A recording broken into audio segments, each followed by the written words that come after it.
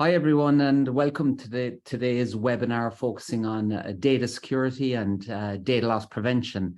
And I am absolutely delighted to have two subject matter experts on with me today. We have Raluca Sacciano, who is the Chief Executive of Smarttech247 and was recently listed by Silicon Republic as one of the key people in the industry to follow for thought leadership on cybersecurity and all of the breaking news. So congratulations on that, Raluca.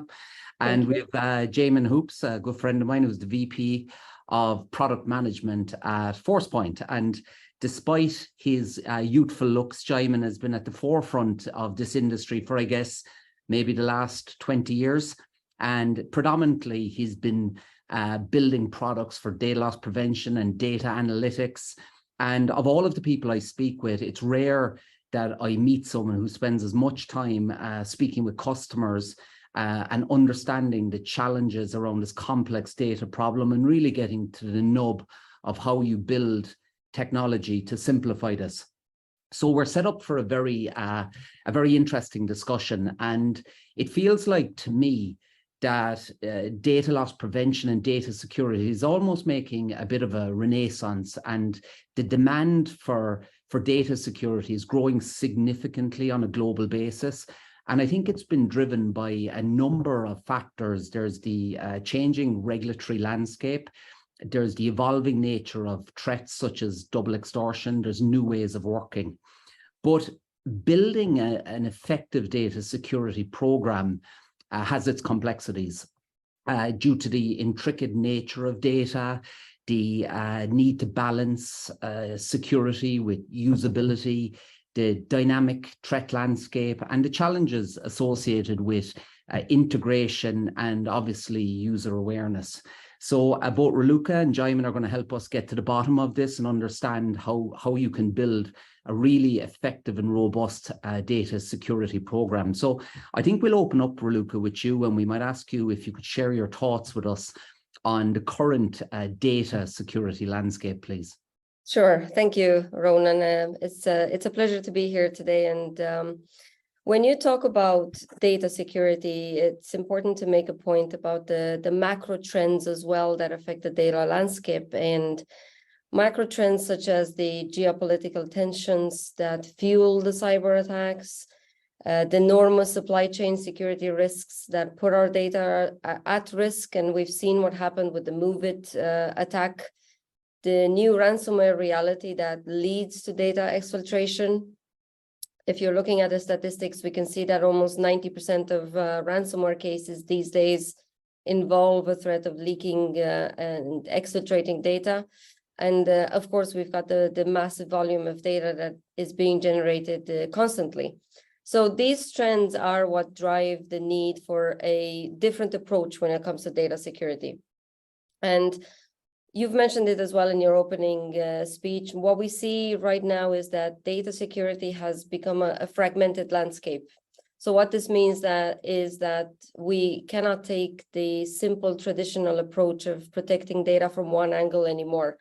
We often hear that in cybersecurity, we need a layer approach when we secure our environments, and really the same applies to protecting data. So we strongly recommend organizations to look at a multi-layered approach to data governance and ultimately data security.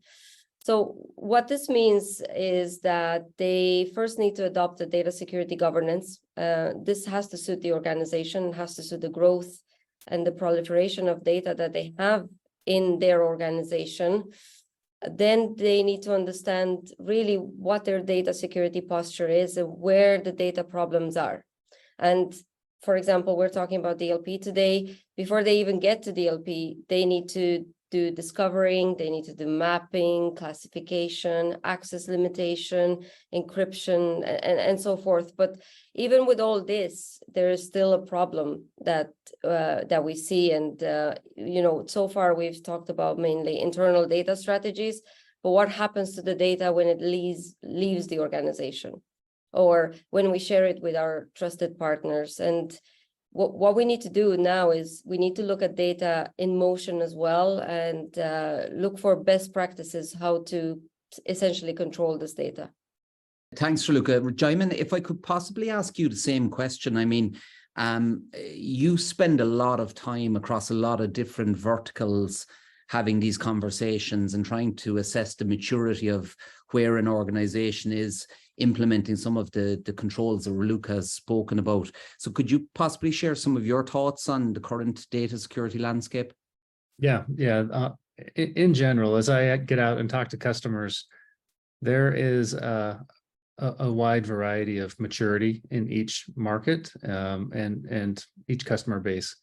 However, just my own personal analytics, I like to ask customers a few questions, like where do they see their biggest threats to their data, and who is it an external source, internal source, or I like to have a channel discussion. What channels do you need to protect first, or do you feel are most important? But two answers are always bubbling up. One is the leaver. Who is leaving the organization? They're the ones who are trying to take something with them, something they've worked on, built, and they feel like it's theirs. They're not necessarily being malicious, but they feel like it's intellectual property that they've worked on, and they want to take it with them. However, it's not their data, it's the company's data.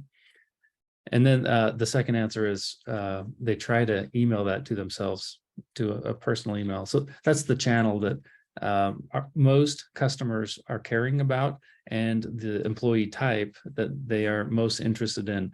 Yes, there are others, the web channel, USB sticks, external sources, external hackers who get in, find data, exfiltrate it, post it on the dark web. That happens. But by far, it's those internal employees and the ones that are leaving that are the most challenging for customers to monitor. And then, data. Could I just focus in on another point? I mean, so we would categorize that, right, as insider risk. Yep. It's one question on insider risk before you expand on your previous point, but who, in your experience, typically owns insider risk? Because when we look at the data problem and the data challenge, we've got governance, we've got risk, we've got compliance, we've got information security, we've got cyber security. Have organizations fully distilled down who is responsible for that specific risk relating to, because IP is a very different type of risk when you look at, say, regulated content such as PII. And is that an area you've put much thought into? Yeah. The data security teams are generally, they're the ones that I talk to. And so they're the ones generally leading the charge.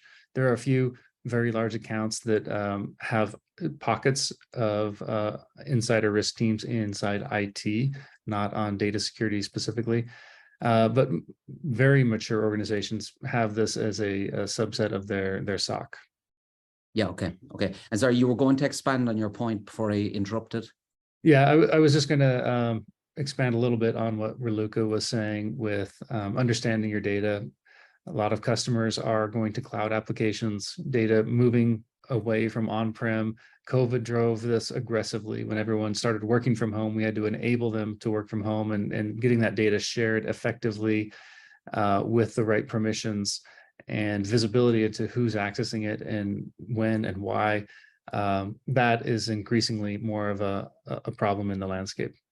Yes. Raluca, if I could maybe talk a little bit for a moment about cybersecurity, right? And you're an old hand at doing this now, right? I mean, Smarttech runs security operations centers across the globe for some of the biggest companies in the world. And I would argue that for the last number of years, organizations have been building very effective cyber strategies, the belt and braces at the perimeter, very comprehensive SOC monitoring, very good EDR tools and so forth, right, across the organization. But in my mind, the soft underbelly of most organizations is the data layer. And I think that point is warranted, given if you look at the type of attacks that we're seeing globally, and that once these guys, once they get inside the network, they tend to have a field day in terms of the data problem, right? And that's why ransomware has become so prevalent and so successful.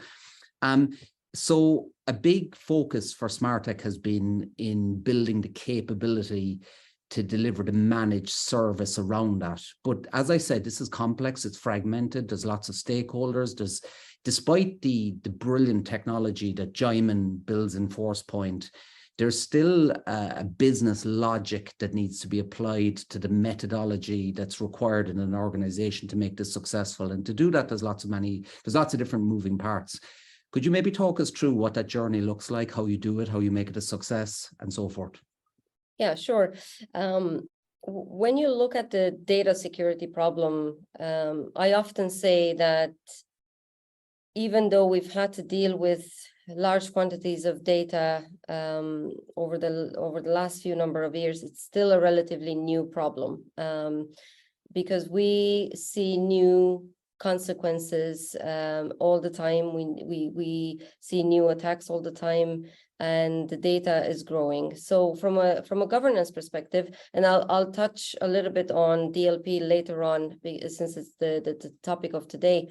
From an overall governance perspective, the issue that we see is there's very little ownership in an organizations when it comes to data, because it's such a massive problem. And it's difficult for customers to understand where to really start when you look at the data. I mentioned earlier that they need guidance, they need a framework, they need to understand what data is critical to their systems. What do they want to protect? What are their crown jewels? And Jaimin, you've given an excellent example of intellectual property. And we see this quite a lot with, for example, our pharmaceutical customers, and they know it's the first thing we're going to protect, our intellectual property. But intellectual property is not the only one, and data is everywhere. And you've got different regulations such as GDPR asking you to protect personal data. You've got other regulations like HIPAA asking you to protect medical data and so forth. So having a proper governance in place is important. And the advice we give to customers is to do a risk assessment, first of all, and understand what kind of data they want to protect, what measures they have in place, and look at the data problem in a fragmented way. Where do we want to start first? Do we want to start with PII? Do we want to start with intellectual property? Where does this data reside? What kind of access controls do we have in place? And then perhaps down the line, you bring on the DLP conversation, which is only one part of the equation. So now, in speaking about DLP, is we commonly see that many organizations still rely heavily on DLP to protect their data. And as I said, it's only one part of the equation. If you look at some of the data breaches that have happened over the last few number of years, the fact of the matter is that they had DLP in place, but they didn't have a process for ensuring that the DLP is effective. So from our side, the way we help customers, and particularly Forcepoint customers with DLP, is we like to say that we help them unlock the potential of their DLP. So we provide anywhere from the hosting to infrastructure management for clients who have on-prem DLP, who have a difficult time to host it and manage it themselves. Everybody wants to outsource efficiencies these days. They don't want to deal with the complexities of something like a DLP system internally. And we want to tell people that this is available to them as a SaaS-like offering. So we provide end-to-end management, end-to-end service. We help them configure policies. We help them run these risk assessments. We help them continuously tune. And really importantly, we help them monitor as part of their SOC, because it's important to bring the entire data security conversation into security operations, because this is proving to be incredibly beneficial for our customers. And thirdly, we leverage the power of automation to make it easier for them, to make incident response easier, and to help them minimize the risk of a data breach. Let me ask you one other question, and I don't want to let the cat out of the bag in terms of your pastimes, right? But we know that you secretly love compliance, and that you ISO and FedRAMP and NIST2 are your bedtime reading, right? And if I were to make a statement that in many organizations we see that these compliance adherence mandates are purely for compliance rather than security, would that be an accurate statement? Or are we seeing a level of maturity where organizations are now asking, well, you know what, we've got FedRAMP, we're adhering to NIST2, we have ISO. Is that actually now merging with actual security so that the controls are becoming operationalized or effective within the organization? Do you believe, or is that still in process? I think it's a mixture of both. You are right. A few years ago, regulations such as GDPR and even standards like ISO 27001 were typically viewed as, let's just tick the box because we have to, and we have to get the badge. But the story has changed a little bit in the last few years, primarily because of the large scale attacks that we have seen and the large scale of data exfiltration that we have seen. So I'll give you an example. Let's look at HIPAA, right? Because numerous healthcare organizations around the world are now implementing electronic health records. Every hospital I'm talking to these days, every customer in the medical sector is doing this or is planning to do this in the next 1 to 2 years, right? That means that we're going to see more and more changes and improvements to HIPAA. And as a result of that, hospitals will need to readjust their practices. We've already seen a few changes to HIPAA this year, for example, and they are putting a lot of emphasis now on actually protecting customer data and what happens with that data when it leaves the medical organization. So we are seeing strengthened data security standards.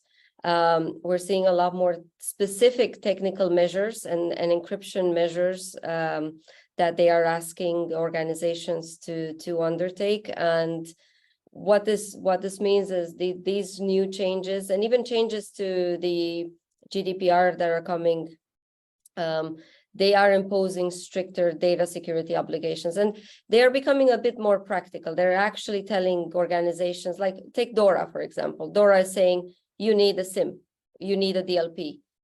Whereas before, you need a way to process data and to monitor for events. No, you need a SIM. So they're becoming a lot more specific, which is great, I think. Yes. So Jaimin, I mean, you know more about DLP than anyone I've ever met, right? You've seen the evolution over the last 20 years. You've seen people do it really well. You've seen people do it badly. And obviously what you guys are building in Forcepoint One is designed around simplicity, right? To make this easier, but there's still this business logic piece that needs to be implemented and the stakeholder buy-in and so forth. From your experience, could you tell us a little bit about what customers need to do to ensure that they maximize the DLP investment that they're making as an organization? Yeah. I'd also like to just dovetail off of that last question. You asked Raluca a little bit, but to answer both questions, I've seen a broad array of customer types, and the different maturity levels of them is astounding.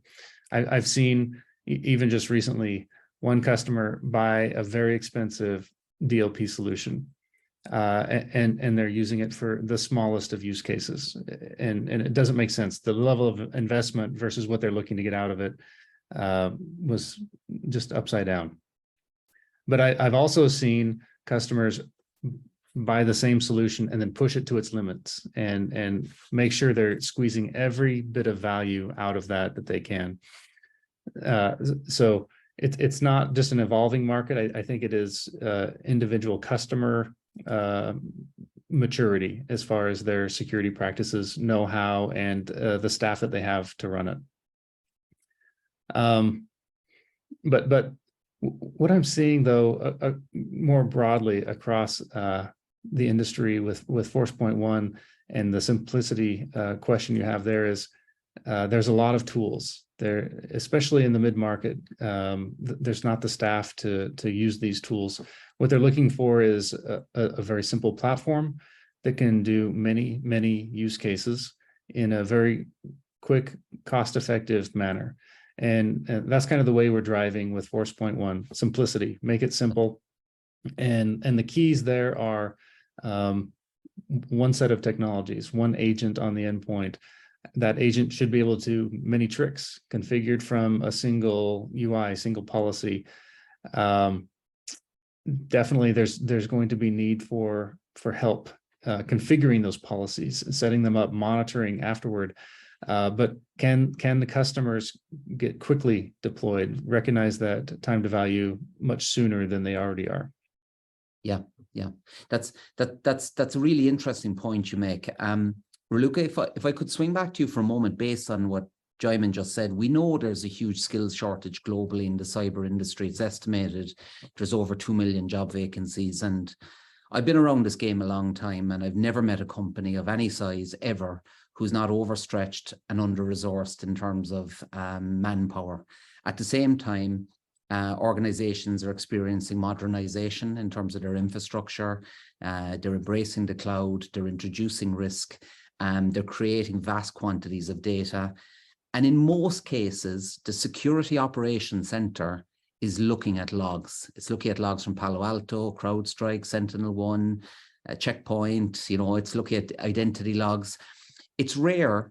It's increasing, but it is rare that they've effectively aligned the data strategy into the security operations center. Can you talk to me a bit about that and how that's evolving and how you're building capability to help with bringing in you gave away your secret, right? You read DORA, NIST, HIPAA, GDPR, CCPA, you know them all inside out, right? And they're fundamentally important to a business from a risk perspective. So can you talk now about how they're merging with the SOC, and especially given the complexity, where automation really fits into this? Yeah, that's a good point. And Jaimin, you mentioned something which is important earlier: simplicity. And nowadays, customers want to simplify their security operations. They are dealing with too many vendors, too many suppliers, and they have too many problems internally to fix. So usually when that happens, although you have a large number of vendors and solutions in place, you're still lacking the right visibility that you need. And automation is, compliance is my favorite topic. Automation is my second favorite topic, right? And I was really excited to come on this webinar today to talk about how we can effectively use the simplification of security operations and merge this with DLP, and with the help of automation, really unlock that potential that I mentioned earlier. So I do want to spend a couple of minutes talking about why automation is important, why looking at your data security from the security operations lens is important as well. So I'm going to give you, let's call them 3 kind of success stories that DLP customers can achieve with automation. Number 1, when you look at a DLP solution like the Forcepoint solution, when it detects a potential data breach or unauthorized data transfer, it's really important that the SOC knows about this as well, because that problem, that security incident is not just in one single place, right? So you can also automate the incident response process, but you can collect and correlate the relevant data from different sources. So you can look at your logs, you can look at your traffic, your user activity to really validate the incident. Then you can look at triggering actions. So this is where automation comes in really handy, because you can trigger containment, you can actually stop that data breach, and you alert the right people. The second one is a really interesting one, and it is something that not a lot of managed security providers do, or even customers internally, and it's related to threat intelligence. So if you continuously monitor your threat feeds, the indicators of compromise, it's important to enrich that data and to also use your DLP solution and correlate it with real-time threat intelligence. For example, when the DLP system identifies any kind of sensitive data that is being accessed or transferred, automation can cross-reference the event with threat intelligence and really determine if the activity is part of a known or an emerging threat. Because in a lot of the cases, they are false positives. It's people wanting to send the data to their email accounts to read it at home. The data may not be as sensitive as they think. So in more than 50% of the times, they are false positives. But it's the one key thing to remember there is, how do you determine that it's a false positive? And you can only determine if it's a false positive if you have complete visibility into what is happening. And the third one is really just workflow automation and policy enforcement. Jamin, you mentioned that a big problem that customers have is when they make the investment into their DLP, sometimes they may not have the time and the resources to properly do policy enforcement, really correlate the policies to the entire security operations. And this is where automation can help, because you can streamline these workflows, you can integrate them with different security systems. So for example, when there's a DLP policy violation detected, you can trigger actions, send the alerts to the security team, notify them, notify the managers, and block the data, right? And maybe even block the user, and then let's initiate education and training programs. So there's a lot that can be achieved with automation, and there's a lot that can be achieved by implementing your DLP story into the SOC. So guys, can I present you both with a scenario, and I would like you to maybe talk me through how the technology that Forcepoint are building and the capability, Raluca, that you bring to the table would deal with this type of scenario. So we know a large percentage of the traffic that traverses the World Wide Web are bots, right? And there's good bots like the Google bots, and there's bad bots that are trying to harvest credential stuffing and all this good stuff, right? And they're the majority of the phishing emails and all this stuff we see, right? So I'm a large hospital.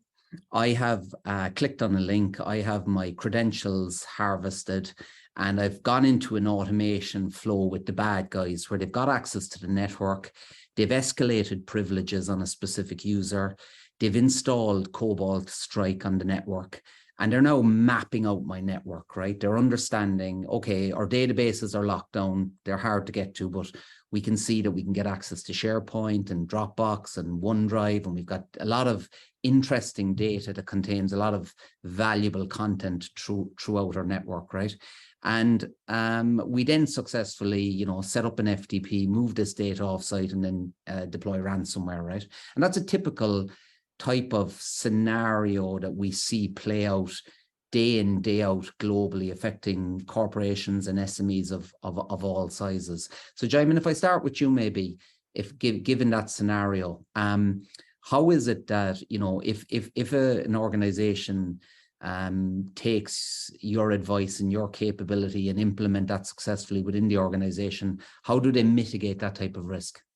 Yeah, there's a few points of contact here. So within our Forcepoint One platform, we're doing a good job monitoring those drive-by type downloads if you're just on a website, or if they click on a malicious link. We have our RBI solutions and CDR solutions. So if you do click on something, say an email, it does have to get down and installed somehow. So it might be macros in a Word document or an Excel spreadsheet, which there's technologies that can prevent that, obviously.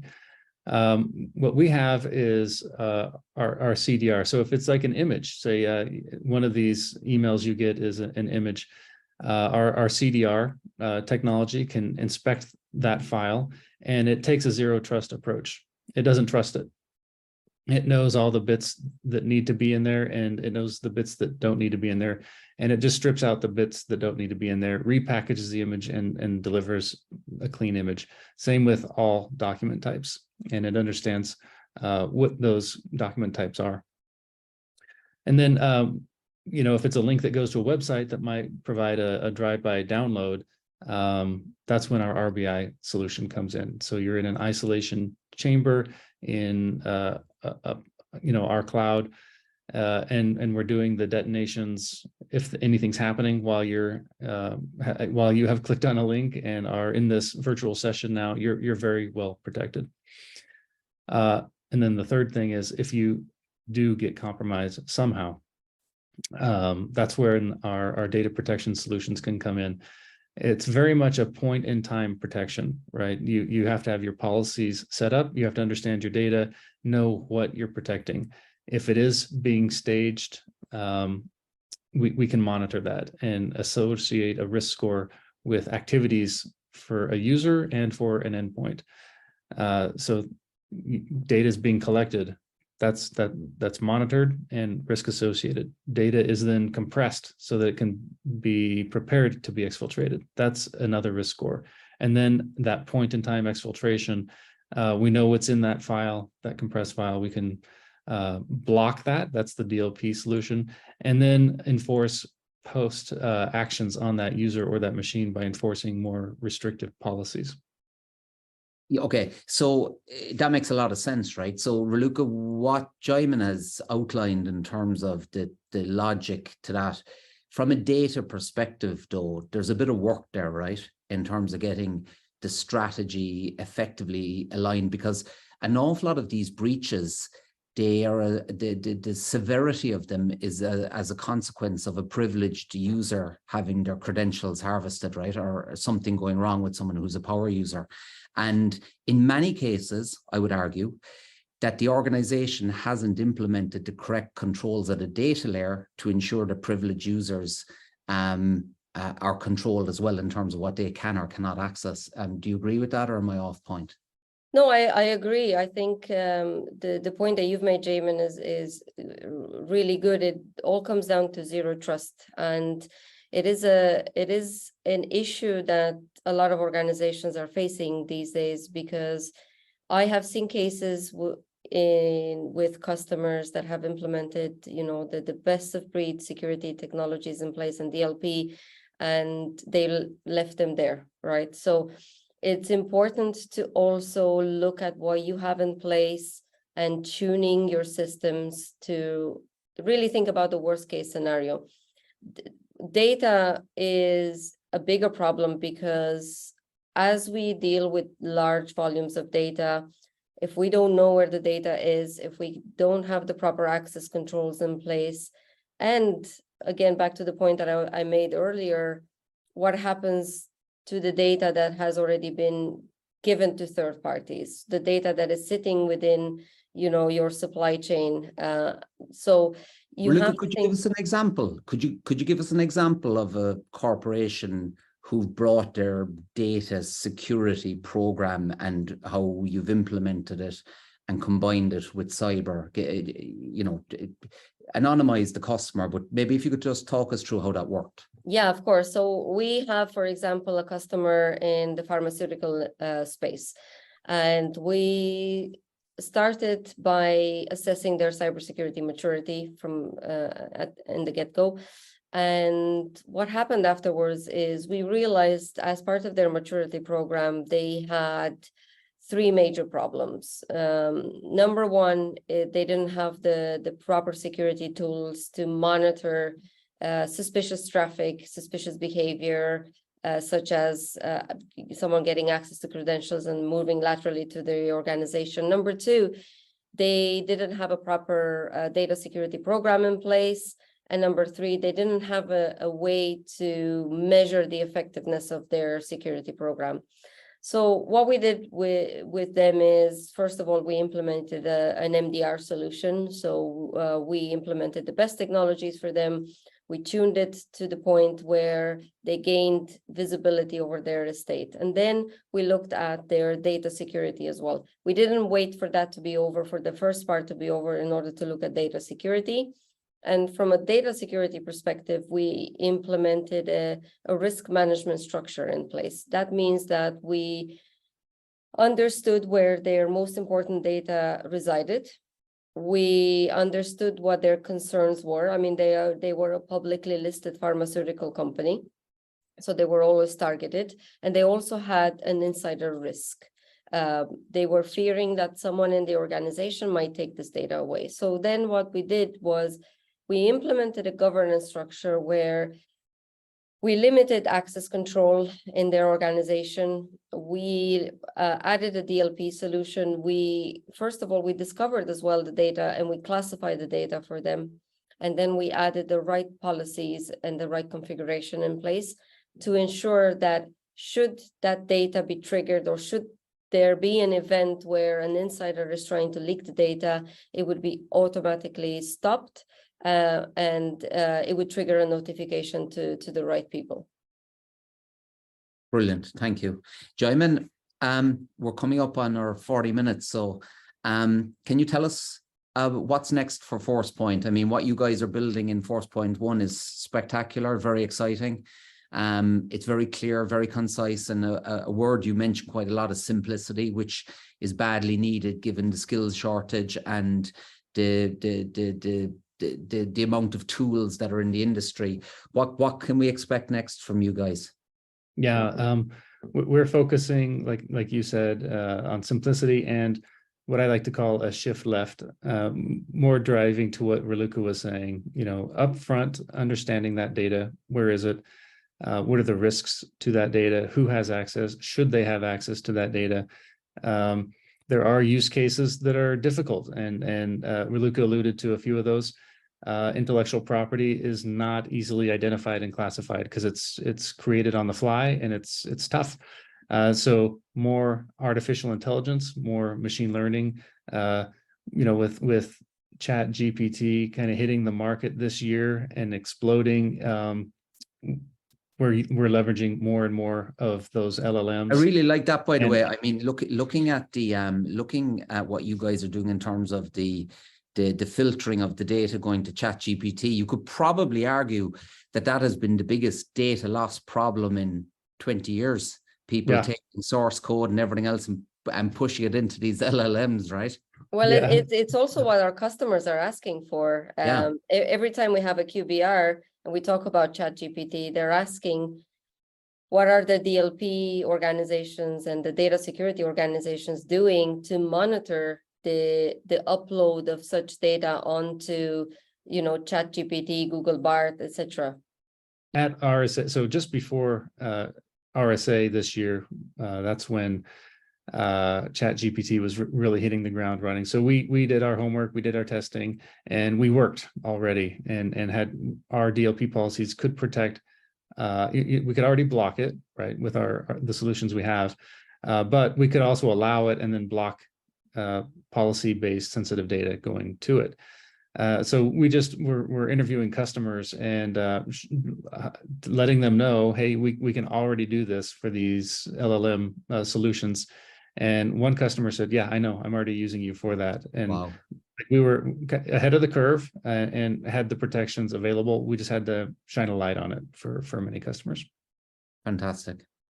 Sorry, carry on, Jaimin. I was just going to finish your first question on what's next. Please. Okay, so discovery of data using those LLMs.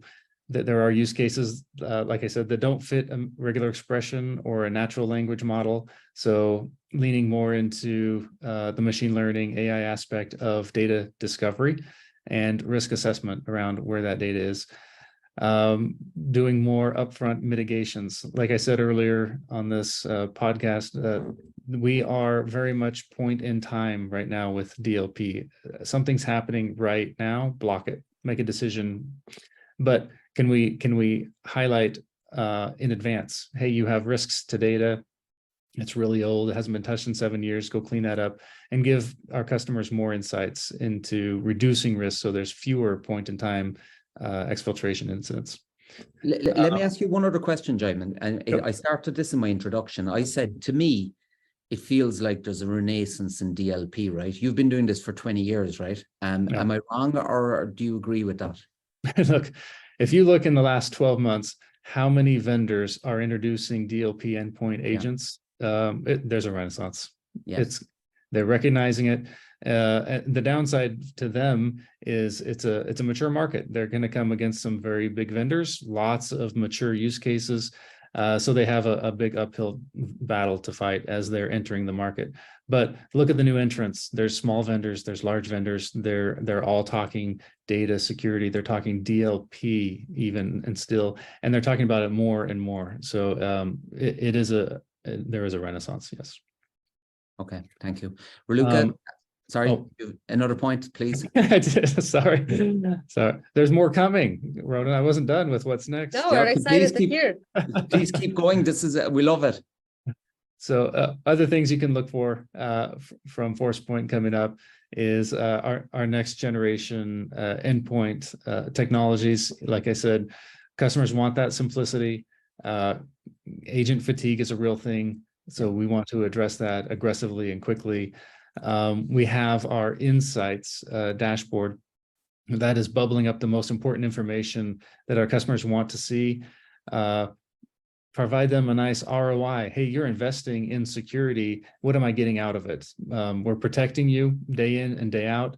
Let's put some dollar amounts onto that protection. So, you know, an average cost of a breach for your industry might be $1.2 million. So how many breaches did we protect you from in the last 6 months, 1 year, whatever the case may be? But you'll get a nice ROI dashboard in return. And then finally, a nice security index. How secure are you according to Forcepoint standards? Can you do more? Should you do more? And we'll provide nice insights into that. Are you benchmarking those insights against a standard? Yeah. On the ROI, there are industry-based standards that are published, and that's where the benchmarks are. Are you finished? Yes. Fantastic. That's super exciting. Raluca, if I can ask you the same question. I mean, Smarttech IPO'd in December on the London Stock Exchange, publicly announced contract wins with some of the biggest corporations in North America, such as Aptiv and AutoNation and many others across lots of different industry verticals. So you're getting insights into at sea level across your QBRs and so forth of what's keeping these people awake at night in terms of the risks. Obviously, we're here today because data is now becoming part of it. So what's next? What's exciting? Well, from a Smarttech247 perspective, we've got our platform VisionX, which I mentioned in the beginning, and we're implementing a lot more automation and artificial intelligence into the platform. And that's very exciting to us. And it is something that our customers are asking for as well. Everybody wants to simplify their security operations. Everybody wants to consolidate. So we are building some exciting new features into VisionX. We're implementing a lot of features for cybersecurity validation. For example, we're implementing risk assessments, alignment to NIST, risk scoring as well, which is very much in line with what Jaimin was saying about Forcepoint 2. And we're implementing a lot more in terms of AI. We're building our own ChatGPT, our private ChatGPT, which will allow to streamline security operations. We're building a lot more in terms of attack surface management. We're helping our customers understand their entire attack surface, and that's internal attack surface and external attack surface. And we're going to bridge that gap as well. So there's a lot of very exciting features that we're building into VisionX, but more importantly, we're also building a lot of integrations when it comes to data security. We already have an integration with Forcepoint, so our customers are able to view their their top risks when it comes to data already on their MDR platform, on their security platform. And we are working together with Forcepoint to build even more integration. So if and just before we wrap up, right, if I go to Gartner and I ask Gartner what's the way forward in data security, they're going to tell me consolidation, simplification, standardization, and that's great in theory, right? But irrespective of how fabulous the stack that is in Forcepoint One, right, they're still going to have EDR tools, and they're going to have firewall tools, and they're going to have identity tools. And no matter how much you try and simplify, consolidate, and standardize, you're still going to have a degree of sprawl in terms of technology. You might be using a few different clouds, you know, different tools at different points. It obviously makes sense where you can, you know, you try and consolidate and simplify a large amount of that in Forcepoint One, and you might decide, okay, we're going to take a chunk of stuff from Palo Alto or CrowdStrike or SentinelOne or whoever it might be. How does that play in your world? I mean, you're taking them all together under one umbrella? How does that work? I assume that's a question for me. Yeah. Yeah. Yes. That's correct. So everything that we're doing at the moment is we're working towards implementing, let's call it a mesh architecture. So we want to give our customers the ability to have a unified view of their tools. And you are correct. Even though they're looking to consolidate as much as possible, they will still have a large number of tools that will speak to each other.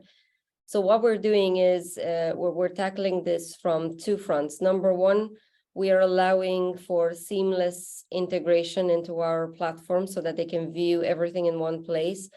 And number two, we're actually going to implement features where they can monitor those integrations and those API integrations, because they are becoming key of the new world when you're looking at cybersecurity, and they are also introducing their own risks. So we're actively going to monitor for those integrations.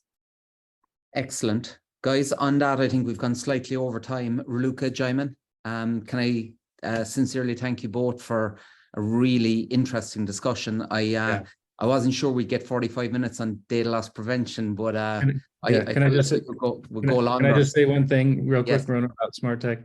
What I really like, you know, we talked about a lot of the things, but saving customers time with server maintenance and upgrades, time to value on getting up and running and policies deployed, and then the ongoing maintenance. But I think we missed one important point is if with Smarttech monitoring many customers, if something happens at one account, they can quickly pivot and see what's happening across all the other accounts. Is anyone else affected? That is something, if you're not going with a managed service, that you're going to miss out on as a customer. You're going to be working in your own silo, maybe reaching out to your own network, and trying to see and get help if you're compromised. But with a solution like Smarttech, and they'll be able to more proactively give you those insights and be more of a partner in that regard, with a more of a global view of the security landscape that's going on. Yeah, I think you make a really astute point, because I mean, in this industry, it's economies of scale. If you've a client and they've got 300,000 users and you're learning from everything that's happening in that, you know, and an organization of 50 users can benefit from that, then that's a really good point you make. Yeah, exactly. Well, thank you. Raluca, thank you so much. Thank you very much. Have a great day. Bye.